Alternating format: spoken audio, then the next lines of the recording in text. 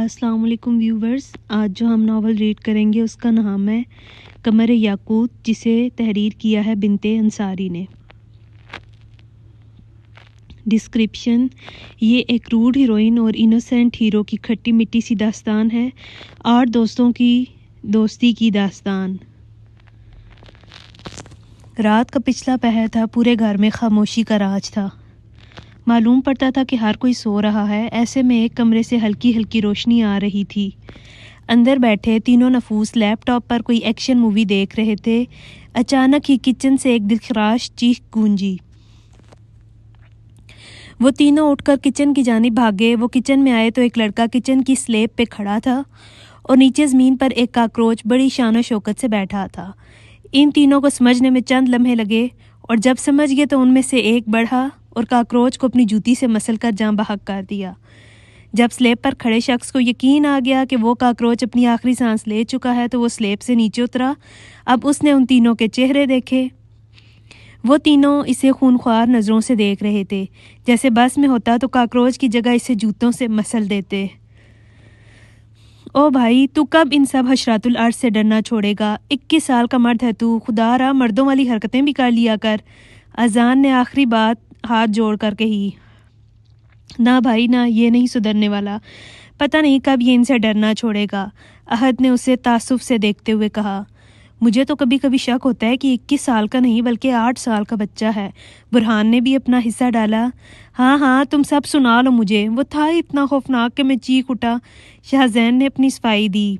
اچھا، جیسے تم تو جانتے ہی نہیں تھے نا کہ تم کتنے بڑے 30 مار خان ہو، اذان نے طنز کیا۔ اچھا، اب بس بھی کرو، اس لاش کو ٹکانے لگاؤ اور چلو مووی آن ہی چھوڑ کر آئے ہیں ہم۔ احد نے بات رفع دفع کی۔ آج پہلا روزہ تھا اور ہمیشہ کی طرح سب لوگ سحری کر رہے تھے۔ اس وقت ڈائننگ ٹیبل پر خوشگوار ماحول تھا۔ سربراہی کرسی پر خانم جی بیٹھی تھیں۔ ایک طرف ان کے دونوں بیٹے افضل اور اکرم اپنی بیویوں کے ساتھ براجمان تھے اور دوسری طرف وہ 7 شیطان بیٹھے تھے، مگر ان میں ایک ابھی بھی کم تھی۔ ہوا کی تیزی سے چلتی ہوئی وہ مشعل کے برابر والی کرسی کھینچ کر بیٹھ گئی۔ ہمیشہ کی طرح گھٹنوں تک کی کرتی پر نیلی جینز اور دوپٹہ گول کر کے گلے میں ڈالے وہ باہر سے آئی تھی۔ اسے دیکھ کر ہی عذرا بیگم شروع ہو گئیں۔ لڑکی، ٹائم دیکھو، 3 بج رہے ہیں، یہ کوئی وقت ہے گھر آنے کا؟ ارے ماما کول ہو جائیں، اکیلے تھوڑی نہ گئی تھی، ارکم چاچا ساتھ تھے میرے، اس نے اپنے ڈرائیور کا نام لیتے ہوئے کہا۔ پر بیٹا جی یہ تو بتائیں کہ جس کام سے گئی تھیں وہ ہوا کہ نہیں؟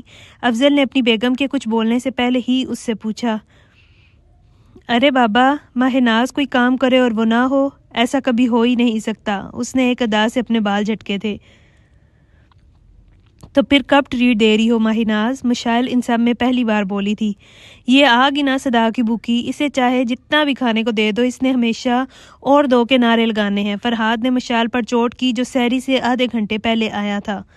تم ان سب کو چھوڑو، مجھے بتاؤ کب سے جوائن کر رہی ہو ٹریننگ؟ برہان نے ان دونوں کو نظر انداز کرتے ہوئے کہا۔ ہاں اسے بتا دو پہلے، یہی تو تمہیں پک اینڈ ڈراپ کی سروس دے گا۔ سویرا نے بھی اپنا حصہ ڈالا۔ سارے بڑی خاموشی سے ان کی نوک جھونک سن رہے تھے۔ تمہارے بولے بغیر کبھی کوئی بات مکمل نہیں ہو سکتی نا؟ بیڈ مارننگ، شاہزین نے سویرا پہ چوٹ کی جو کافی دیر سے چپ بیٹھا تھا۔ تو چپ ہی رہ، قسم سے بولتا ہوا بھی زہر لگ رہا ہے مجھے۔ اذان کو تو اس کا بولنا تپا گیا۔ کیا ہو گیا ہے؟ اب کیا ہوگا ایسا جو اسے سنا رہے ہو؟ مشائل نے فوراً شاہزین کی طرفداری کی۔ یہ محترم آج ایک کاکروچ سے ڈر گئے، اور تو اور اتنی بری چیخ ماری کہ ہمیں لگا کوئی جن بو دیکھ لیا ہے اس نے۔ احد ان سب میں پہلی بار بولا تھا۔ احد، یہ تو اس کا پرانا ہے، کچھ نیا بتاؤ۔ سویرا نے شاہزین کو دیکھ کر طنز کیا۔ اچھا بس بچوں، اب سحری کے بعد لڑ لینا، تم لوگ ابھی چپ کر کے کھاؤ۔ خانم جی بولیں تو وہ سب خاموش ہو گئے، مگر کن اکھیوں میں مسلسل ایک دوسرے کو اشارے کرتے رہے۔ خان اور خانم کے 3 بچے تھے۔ بڑا بیٹا افضل، جس کی شادی اپنی ماموں زیاد عذرا سے ہوئی تھی، پھر بیٹی صوبیہ جس کی شادی خان کے دوست کے بھتیجے کیسر سے ہوئی تھی، اور پھر چھوٹے بیٹے اکرم جس کی شادی قدسیہ سے ہوئی تھی جو اپنی برادری کی ہی تھیں۔ اکرم اور قدسیہ کے 3 بچے تھے، بڑا بیٹا شاہزین، پھر بیٹی سویرا اور پھر چھوٹا بیٹا فرحاد۔ صوبیہ کے بھی 3 بچے تھے، بڑا بیٹا احد، دوسرا بیٹا اذان اور سب سے چھوٹی بیٹی مشعل۔ اور افضل اور عذرا کے 2 جڑواں بچے تھے، بیٹا برہان اور بیٹی ماہناز۔ شاہزین ہمیشہ سے ہی نازک مزاج تھا، جبکہ وہ بہن بھائیوں میں سب سے بڑا تھا، پھر بھی وہ بات بات پر ڈر جاتا تھا، جس کی وجہ سے سب اس کا مذاق اڑاتے تھے۔ شاہزین کے بعد سویرا تھی، جو اس سے 1 سال چھوٹی تھی اور ان سب میں کافی فیشنیبل مانی جاتی تھی کیونکہ اسے پہننے اوڑھنے کا بہت شوق تھا۔ پھر سب سے چھوٹا فرحاد، جو 19 سال کا تھا۔ سب میں چھوٹا ہونے کی وجہ سے اس کی خاص سنی نہیں جاتی تھی، اس لیے وہ ان سب کے لیے چھوٹا موٹا سا مذاق ہی تھا۔ احد، جو کہ ان کے پھپھا زاد تھا، وہ شاہزین سے 1 سال بڑا تھا اور اس کے لہجے میں بڑائی جھلکتی بھی تھی۔ وہ کم گو اور نرم لہجے کا مالک تھا، جبکہ احد کا چھوٹا بھائی اذان، جو کہ شاہزین کا ہم عمر تھا، وہ احد کے بالکل برعکس تھا، شوخ اور چنچل، کھل کے زندگی جینے والا۔ اور ان سب سے چھوٹی مشعل، جو سویرا کی ہم عمر تھی اور احد کی تو جان تھی، مگر اذان کے لیے عذاب تھی، کیونکہ وہ کہتا تھا کہ مشعل کی وجہ سے اس کی قدر کم ہو گئی ہے، جبکہ وہ بھی بہت محبت کرتا تھا اپنی بہن سے۔ ان سب کے بعد افضل کے دونوں جڑواں بچے برہان اور ماہناز سب سے الگ تھے۔ برہان خوش مزاج سا شخص تھا، پر اگر اسے غصہ آ جاتا تو اس کے آگے سب چپ ہو جاتے تھے، اور ماہناز عام لڑکیوں سے بالکل مختلف تھی۔ وہ بہت خوبصورت نہ تھی، مگر وہ پرکشش تھی، دیکھنے والوں کو مقناطیس کی طرح خود کی جانب کھینچتی تھی۔ اسے لڑکیوں والے کوئی شوق نہ تھے، بلکہ اسے مار دھاڑ کا شوق تھا، اسی لیے اس نے کچھ دن پہلے ہی ایک شوٹنگ کلب میں اپلائی کیا تھا، جہاں پر اب اسے سلیکٹ کر لیا گیا تھا۔ ابھی وہ تینوں فجر کی نماز سے فارغ ہی ہوئی تھیں کہ وہ پانچوں کمرے میں آ گئے۔ اذان اور برہان صوفے پر دھپ سے بیٹھ گئے اور فرحاد کوچ پر گر گیا۔ شاہزین کو اور بے تکی جگہ سمجھ نہ آئی تو اس لیے وہ قالین پر پڑے کشن پر لیٹ گیا، جبکہ احد خاصی تمیز کا مظاہرہ کرتے ہوئے بیڈ پر بیٹھ گیا۔ وہ تینوں تو منہ کھولے ان کی کاروائیاں دیکھ رہی تھیں۔ جب ٹرانس سے باہر آئیں تو چلانے لگی، یہ کیا حرکت ہے تم لوگوں کی؟ بنا پوچھے کسی کے کمرے میں داخل ہوگی، اور تمیز نام کی کوئی چیز ہے بھی یا نہیں؟ ماہناز زور سے چلائی کیونکہ کمرہ اسی کا تھا۔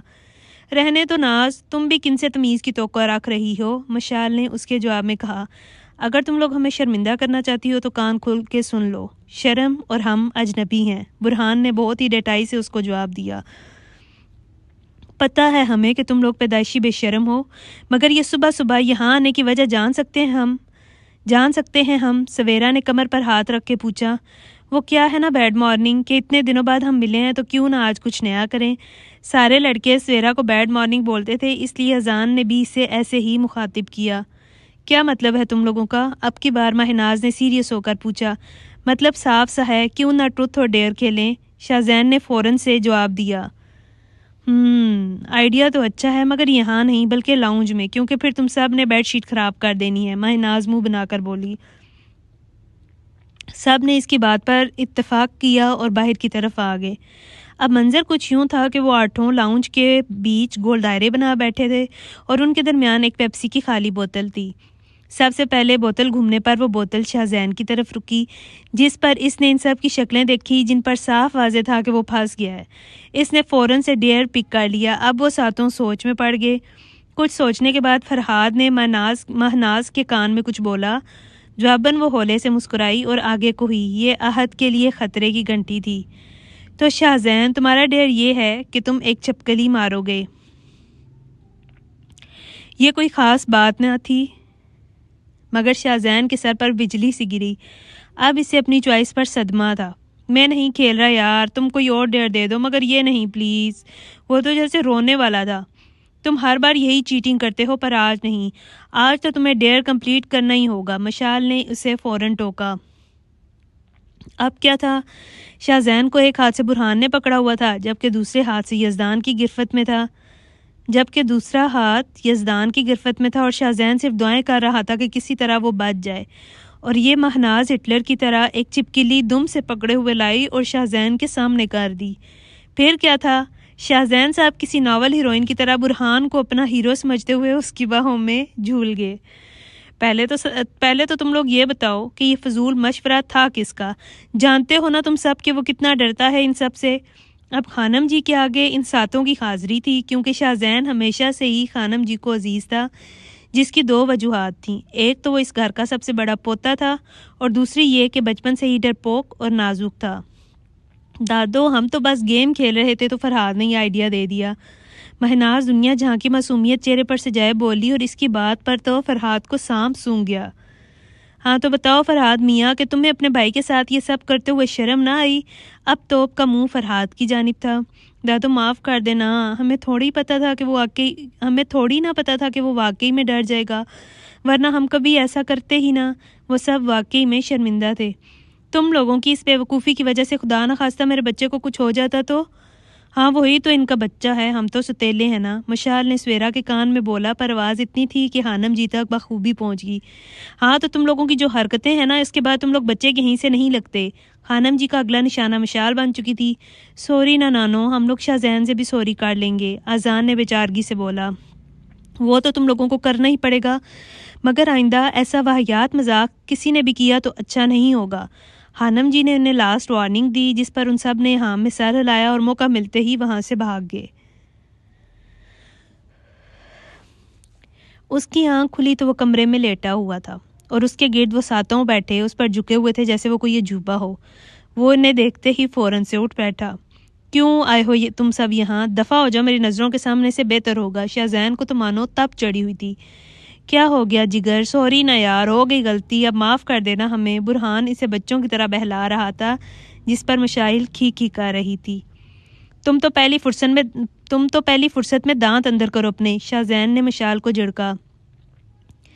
کیا ہو گیا تمہیں؟ ہاں ایسی بھی کوئی بڑی بات نہیں تھی کہ تم بستر مرگ پر پہنچ جاتے، صرف ایک چھپکلی ہی تو تھی، اور اگر بے ہوش ہو ہی گئے تھے تو اس دنیا سے واپسی کا ٹکٹ پہ لے لیتے نا، کم از کم میرے تو بچپن کی منگنی سے جان چھٹتی۔ مہناز سے اور چپ نہ رہ گیا تو بول پڑی، تم تو مجھے بات بات پر منگنی کا تانا ایسے دیتی ہو جیسے میں نے جان بوجھ کر تم جیسی مصیبت کو گلے لگایا تھا۔ قسم سے اگر پتا ہوتا نا مجھے کہ تم بڑی ہو کر ایسی باس لیڈی بنو گی تو اسی وقت خودکشی کر لیتا۔ اب ان دونوں کی لڑائی شروع ہو چکی تھی جو اب کافی دیر تک چلنی تھی، اس لیے باقی بھی خاموش تماشائی کے فرائض سر انجام دینے لگے۔ ابھی شادی نہیں ہوئی، اس لیے اچھا موقع ہے، کہو تو گن لاؤں، اپنے ہاتھ سے گولی ماروں گی تمہیں۔ گن کی کیا ضرورت ہے؟ تم اپنے ایک ناخن دے دو، چاٹ کر مر جاؤں گا، کیونکہ تمہارے میں اتنا زہر ہے تو ناخن میں بھی تو ہوگا ہی۔ یار بھائی ٹھنڈی جھکتے نہ ماریں پلیز، فیل نہیں آتی انڈین ڈرامے والی، سویرا منہ بنا کر بولی۔ وہ سب بھی ایسے بیٹھے انہیں سن رہے تھے جیسے واقعی میں کوئی ڈرامہ دیکھ رہے ہوں۔ تم چپ کرو، دونوں ایک ساتھ اس کی طرف مڑے اور چلائے۔ اوکے برو، کام ڈاؤن، آپ لوگ کنٹینیو کریں۔ اذان نے بات ختم کی۔ مر جاؤ تم سب، مہناز زحان سے اپنا پسندیدہ جملہ کہتے اٹھ کھڑی ہوئی، پیچھے سب اسے دیکھتے رہے۔ ابھی عصر کا وقت ہو رہا تھا۔ صوبیہ اور کیسر کل رات کو نہیں آئے تھے مگر اب وہ آ گئے تھے۔ اس وقت وہاں خانم جی کے تینوں بچے موجود تھے، سبھی پیچھے دروازے سے کان لگائے مشال، فرحاد اور برہان کھڑے تھے۔ آج میں تم لوگوں سے بہت ضروری بات کرنے والی ہوں، خانم جی کی روبدار آواز گونجی۔ جی امی جی کہیں، افضل نے تابعداری کا مظاہرہ کیا۔ تو بات کچھ یوں ہے میاں افضل کہ ماشاء اللہ سے اب بچے بڑے ہو گئے ہیں، تو میری رائے ہے کہ ان لوگوں کو رشتہ ازدواج میں باندھ دینا چاہیے۔ خانم جی نے ذرا ٹھہر کر ان سب کا رد عمل دیکھا جو کچھ خاص نہ تھا۔ میں نے اس بارے میں کافی سوچا ہے اور میں اس نتیجے پر پہنچی ہوں کہ عید پر ان کا نکاح کر دیا جائے۔ خانم جی نے اپنی بات مکمل کی تو عذرا بولیں، امی جی ہمیں کوئی اعتراض تو نہیں، مگر ابھی مہناز کی ٹریننگ شروع ہونے والی ہے، تو بہو ابھی صرف نکاح ہی ہوگا، رخصتی نہیں، اور وہ نکاح کے بعد بھی مشق شروع کر سکتی ہے۔ خانم جی نے اس کا بھی حل نکالا۔ ہاں تو بس پھر افطاری میں ہی منہ میٹھا کروا لیا جائے۔ کیسر صاحب نے ان سب کو دیکھا۔ ہاں میاں کیوں نہیں، خانم جی نے بھی حامی بھری۔ دروازے کے پیچھے کھڑے تینوں نفوس بجلی کی رفتار میں بھاگتے ہوئے اندر گئے کہ پہلے خبر کون دے گا۔ تم سب کی شادی ہونے والی ہے۔ مشال کو جلدی میں سمجھ نہ آیا تو اس نے یہ بول دیا۔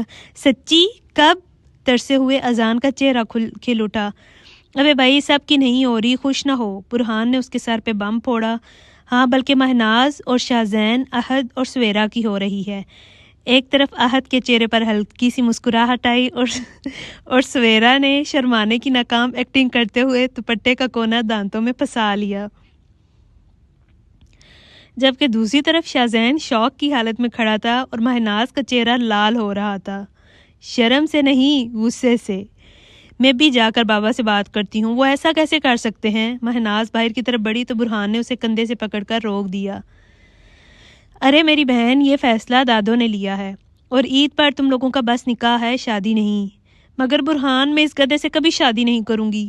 ہاں تو میں بھی مرا نہیں جا رہا تم سے شادی کے لیے۔ اتنا ہی ہے تو جا کر منع کر دو نا۔ ہاں بالکل میں کروں گا منع، کیونکہ مجھے تم سے شادی کر کے اپنی زندگی جہنم نہیں بنانی۔ اور پھر شاہ زین وہاں سے واک آؤٹ کر گیا۔ وہ خانم جی سے افطار میں بات کرنے کا ارادہ کرتے ہوئے اپنے کمرے میں چلا گیا۔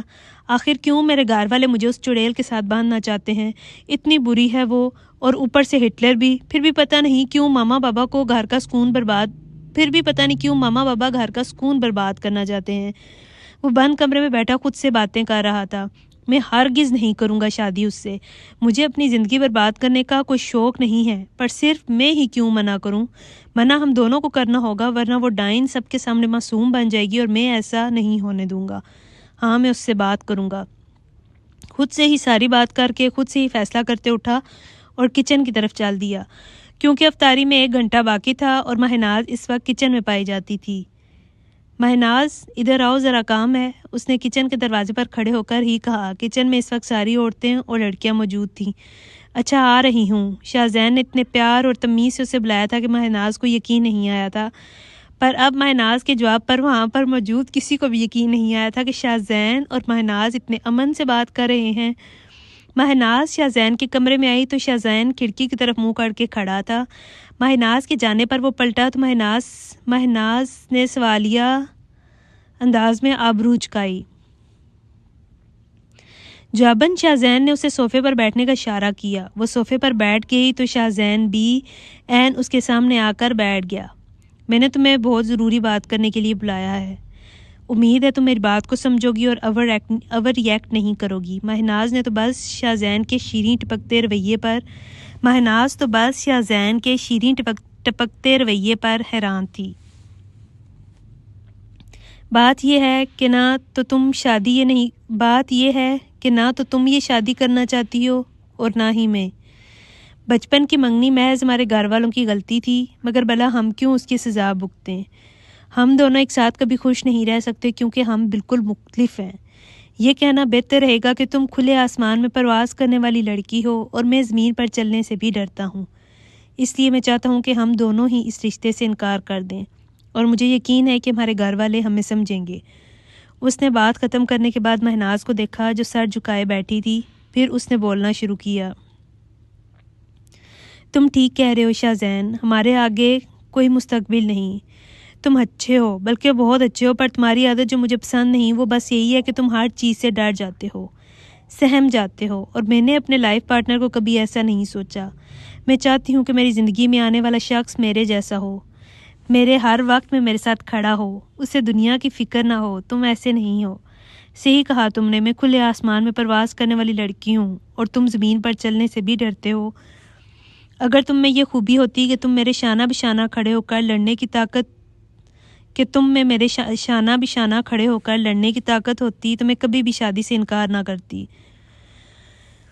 شاہ زین نے مہناز کا یہ پہلو آج پہلی بار دیکھا تھا۔ اسے لگتا تھا کہ وہ سخت ہے، مگر آج پہلی بار اس کی نرمی شاہ زین پر واضح ہوئی تھی۔ آج مہناز نے شاہ زین کے سامنے اپنے دل کا حال بیان کیا تھا، اور شاہد یہ ہی وہ لمحہ تھا جب شاہ زین کے دل سے مہناز کی نفرت اڑن چھو ہو گئی تھی، اور اب اس کی جگہ ایک نئے احساس نے لے لی تھی۔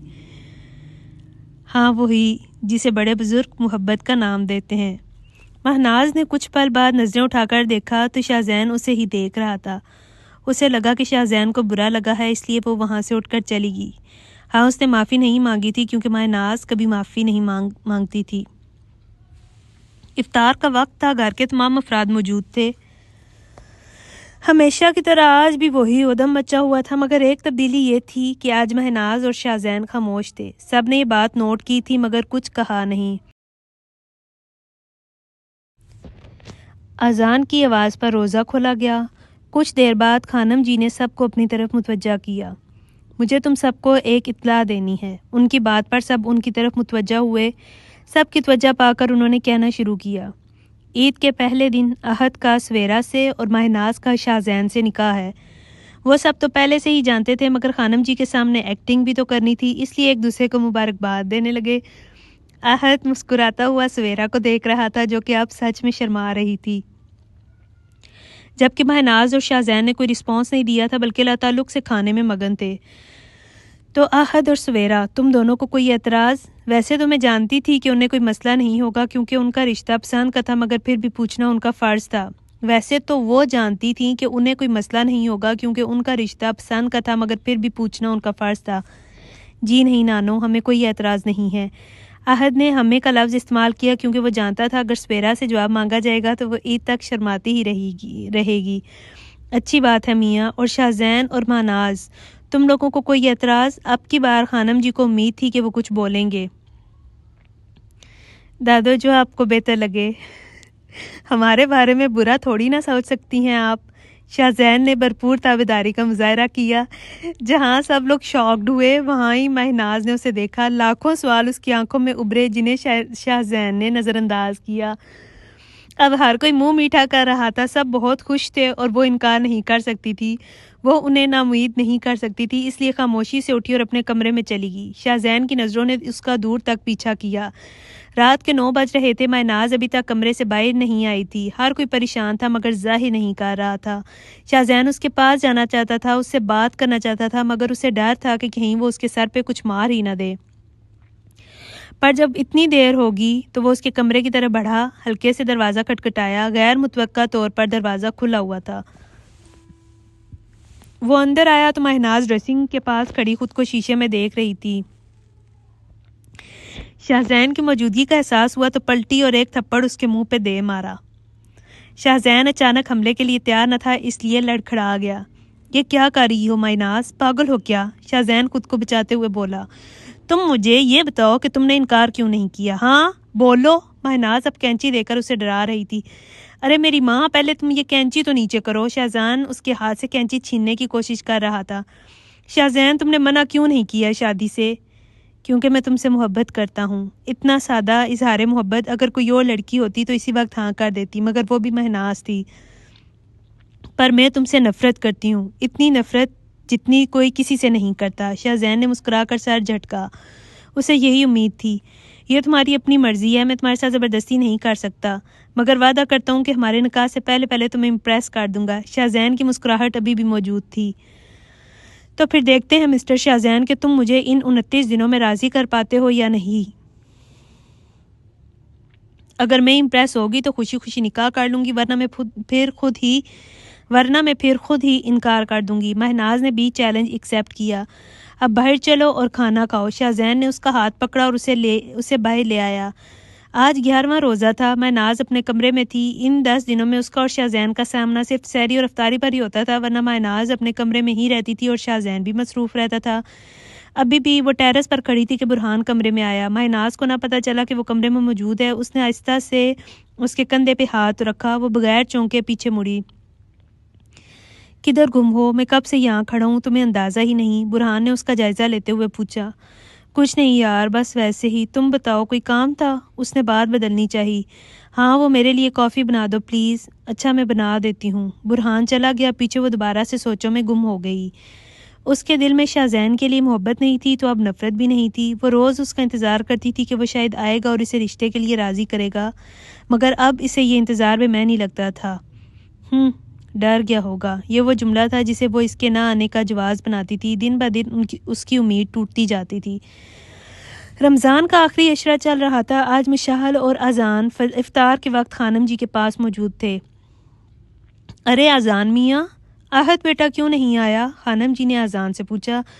ارے نانو، ہم نے ان سے بولا تھا پر انہوں نے کہا کہ شادی میں 10 دن سے بھی کم باقی ہیں اور ایسے میں آنا انہیں اچھا نہیں لگتا۔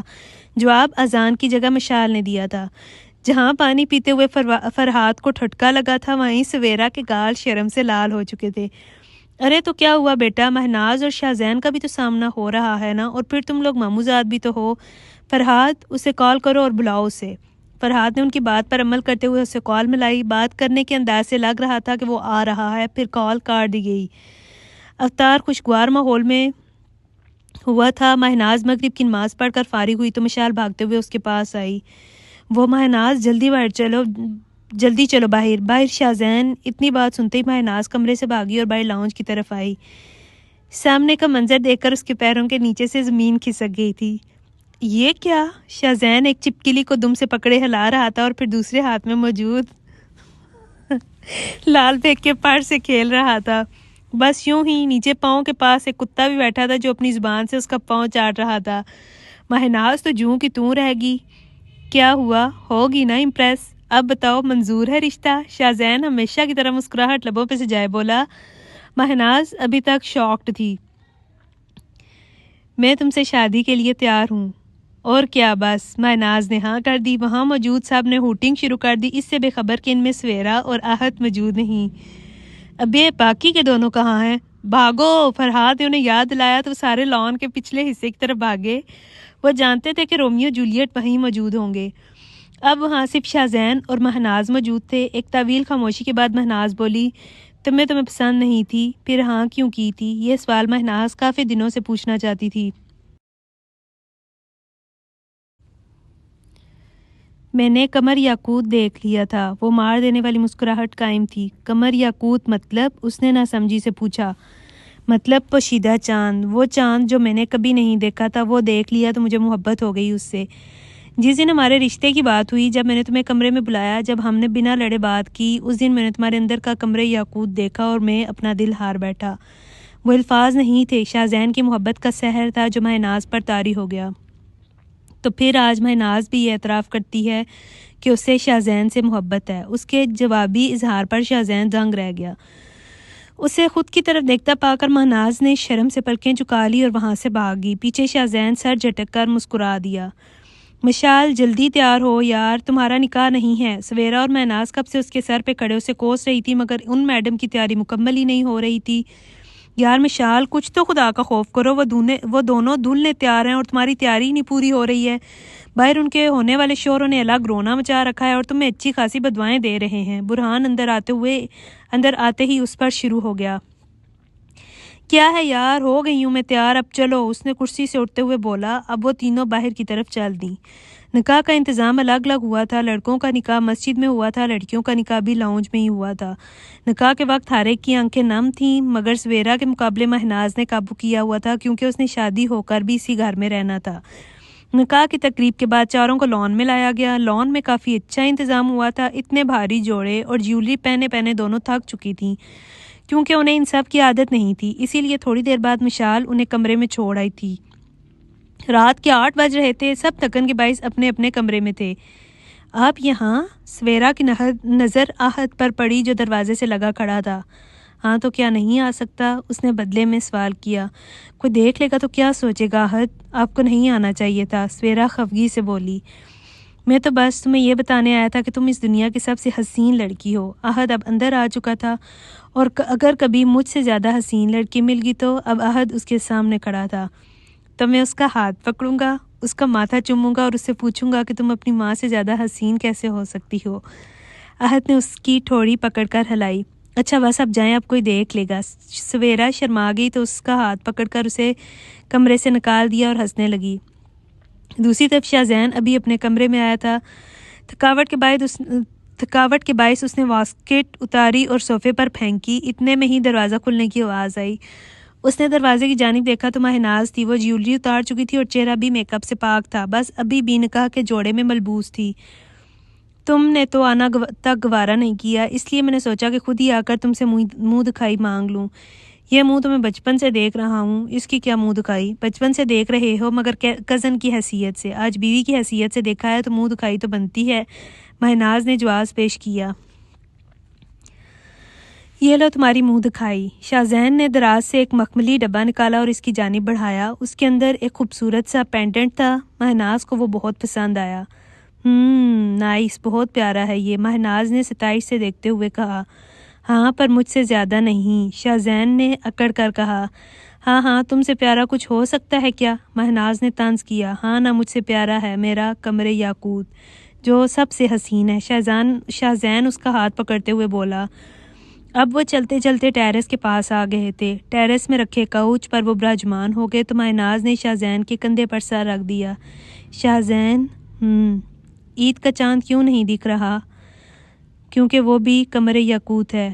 پر تمہارے بقول میں بھی تو قمر یاقوت ہوں، پر میں تو دکھ گئی تمہیں۔ پوشیدہ چاند ظاہر ہونے میں وقت لیتے ہیں، تم بھی تو اتنے سالوں بعد مجھ پر آشنا ہوئی ہو۔ اور وہ اس کے ہر سوال کا تحمل سے جواب دے رہا تھا۔ اچانک وہ چیخی، وہ دیکھو شاہ زین، عید کا چاند۔ ہاں، بالآخر یہ کمرے یاقوت بھی اپنے خول سے باہر آ گیا۔ وہ دونوں آسمان کو دیکھ کر مسکرا دیے۔ یہ زندگی کا اختتام نہ تھا، یہ تو شروعات تھی۔ ختم۔ یہ تھی آج کی ہماری چھوٹی سی پیاری سی سٹوری۔ امید کرتی ہوں کہ ہمارے ویورز کو یہ پسند آئی ہوگی۔